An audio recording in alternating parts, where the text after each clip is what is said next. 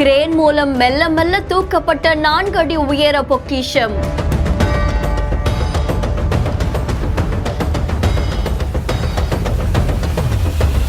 மீண்டும் புனரமைக்கப்பட்ட 1330 குறளின் அரசன்.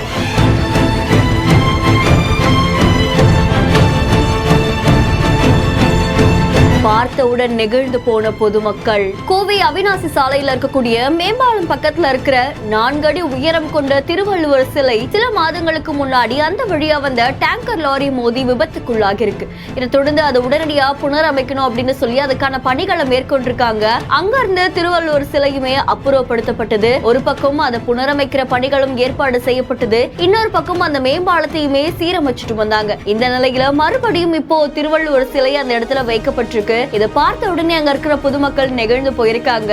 1330 குறளின் அரசனும் இப்படி கம்பீரமா நிற்கக்கூடிய காட்சி சமூக வலைதளங்கள்ல வைரலா பரவிட்டு இருக்கு. மேலும் சிலை அமைந்திருக்கக்கூடிய இடத்தையும் சுத்தம் செய்யறதுக்கான பணிகளுமே நடந்துகிட்டு வருதா. இந்த செய்தி தொடர்பான உங்களுடைய கருத்துக்களை கமெண்ட்ல சொல்லுங்க. மேலும் செய்திகளுக்கு பிஹானுட்ஸ் ஃபாலோ பண்ணிக்கோங்க. செய்தியை வழங்குவோர் மெட்வே ஹாஸ்பிட்டல்ஸ் பிரசன்ஸ் பிஹானுட்ஸ் முத்தமழை சின்மை உடைய லைவ் அண்ட் கான்சர்ட் ஆகஸ்ட் 2ஆம் தேதி விஜிபி கோல்டன் பீச் ரெசார்ட்ல நடக்க இருக்கு. இதற்கான டிக்கெட்டுகளை Book My Show District by Zomato கின் ஆப்ல பெறலாம்.